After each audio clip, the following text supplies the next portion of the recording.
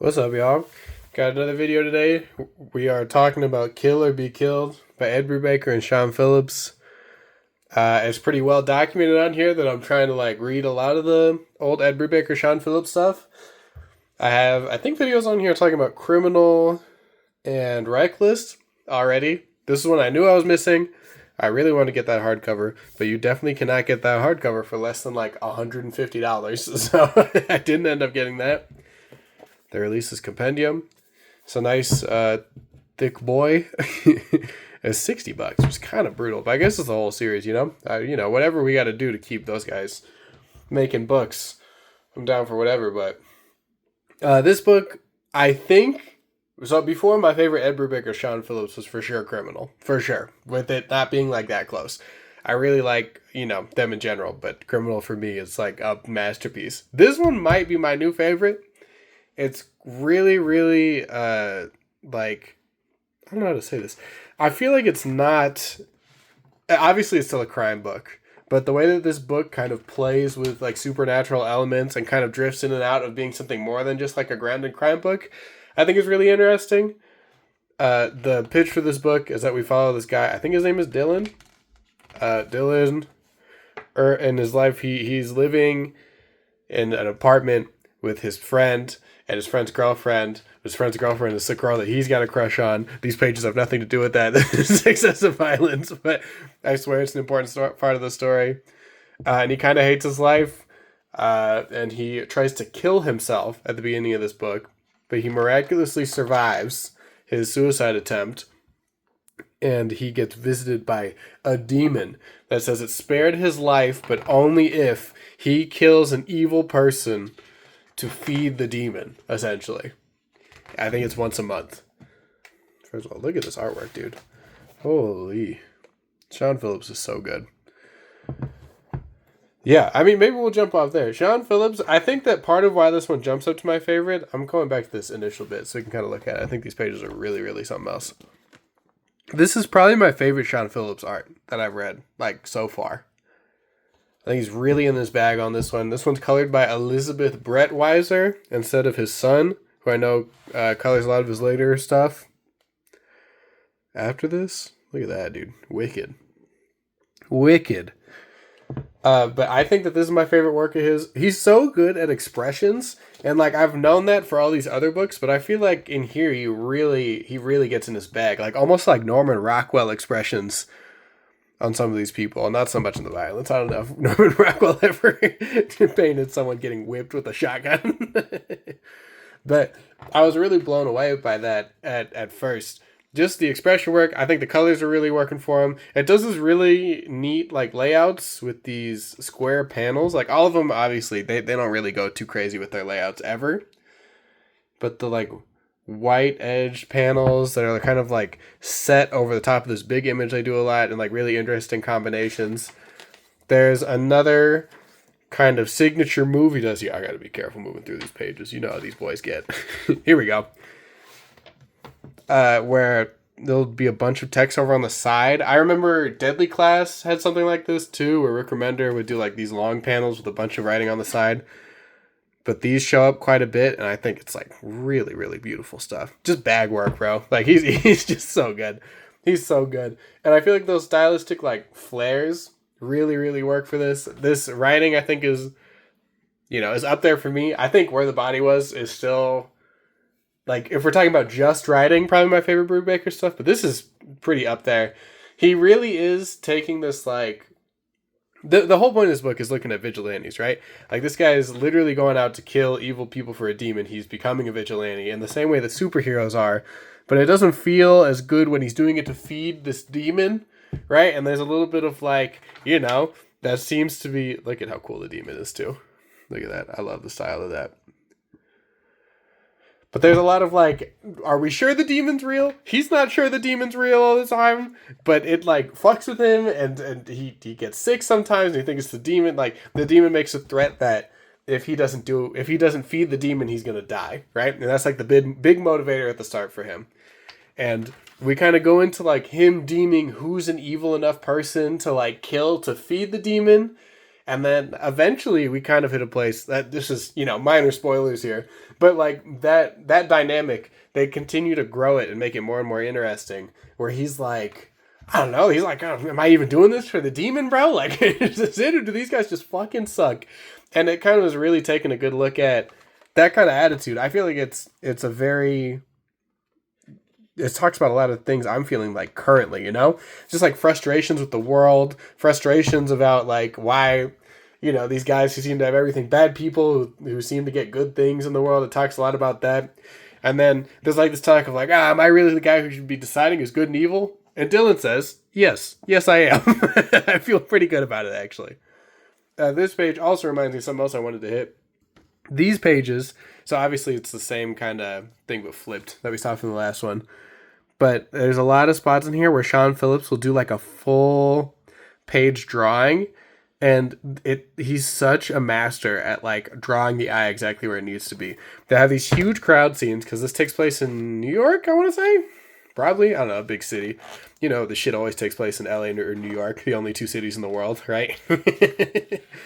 We'll look for another better example. See, look at this. It's so sick. It's so stylish, bro. It's so stylish. But he's so good at like leading your eye exactly where it needs to go on this, where it'll be sometimes even through just the detail. Like he'll make his face so detailed and framed so nicely that you're drawn to exactly where you need to be. I think he's the best. Oh, hold on, YouTube. I think he's like one of the best at it. I can't find one in here. Maybe one will show up later. But really exceptional stuff. Look at how like full all of this is, dude. I feel like when we see their stuff now, it's not as detailed as this is. And I'm sure that part of that is kind of like an efficiency thing. Where like, on a lot of those stories, I wouldn't critique that there's not enough background. It doesn't feel like it's lacking. But this one is just so full to the brim. It's really something else. A lot of like... So there's a lot of like city scenery throughout this. Where we get shots... of just busy streets, or in this case, not busy streets, but of like the city that he really, really cooks in and is like really full. Everything's crowded. Everything is like full of people who are all acting and all doing these like different movements, all doing these different things. Really, really cool stuff. So sick. I mean, I feel like I'm talking myself into this being my favorite one. This book also has Ed Brubaker doing some really cool, like, non-linear, or maybe not non-linear, but, like, not storytelling out of chronological order, where we flash back to, like, that scene at the beginning where there's, like, he's just, like, gunning through people in the building, and it's kind of back and forth. Dylan is our narrator throughout all of this.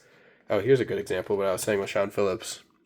See, like, this is so full, but you go right to him. And this whole drawing, you go straight to his face. It just sticks out. But Dylan's narrating the whole thing. Throughout all of this, Dylan, I feel like, is a very, like, relatable kind of dude. Although he's doing, like, some pretty awful shit. I'm kind of, like, rooting for him the whole time. Which Ed Brubaker is, like, the best at. Making you root for these kind of crooked, kind of fucked up dudes as the main characters. But you're rooting for him to kind of, like, figure it out, I guess. Like, somehow, impossibly figure it out. There's all the narration stuff with Dylan, I think, really like gives off that kind of like Spider-Man narration. And that's really what this is. This book feels like a Spider-Man book. This guy's like down on his luck and it's not working, but kind of placed in like a grittier world with more grounded sensibilities. And like, obviously our main guy is not as good as Spider-Man is. He's just a kind of a fucked up guy. That he relishes in the delivery of his ultimate justice through shotgun. But I think that this book, I said before that it not ages well, but it feels so contemporary because all the stuff he talks about in here is like, it still feels like stuff that's happening. Oh my goodness gracious. Stuff that's happening now, like current issues, like not even issues, but just like the mindset that I feel like a lot of people, at least me and my friends and like the people I know, are stuck in with, like, who's giving out the justice to bad people. And this guy's whole thing is he feels like he should be the one because he doesn't see it happening for anybody else. Oh, this book is so good. The colors are incredible. I think I said that already. Yeah, there's some really cool narrator stuff that Ed Brubaker does at the end of here, which I feel like you don't really see. I think that this book's ending is like really top notch stuff. And he does some weird meta, like switcheroo storytelling stuff that kind of adds to this tone where, like, throughout this whole thing, this story is completely, like, grounded. But through his narration, he's kind of pinching these little, like, supernatural kind of pieces and parsing them out to you throughout the story. And the way it kind of plays around the edge with that, especially with the narration at the end, I thought was really masterful stuff. I think it's really hard to end a series like this, especially one where it's like, you know, when we're doing that, I'm going to show you the ending at the beginning kind of thing. And by the time you catch back around to it, it can be hard to deliver and make the actual ending of the story feel satisfying. And I think he does it with flying colors here. It is maybe, you know, my go-to recently has been Ain't No Grave. I think it's a spectacular ending. The Scotty Young, Jorge Corona book. This is up there, though. I think this is a great ending. Ram V has a couple books with, like, really good endings. But look at how full this is.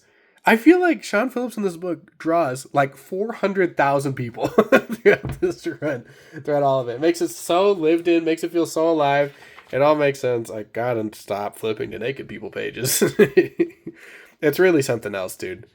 Yeah, this is just a masterpiece of a book. This isn't a newsflash. I'm pretty sure everyone knows Kill or Be Killed is good, but I still wanted to come on here and make this video kind of talking about it because it really blew me away. Really inspired me.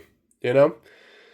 Yeah, so if you guys have any other recommendations, you know, maybe a good compendium, I don't know, leave them in the comments if you would. I appreciate you guys for watching this far. It means a lot.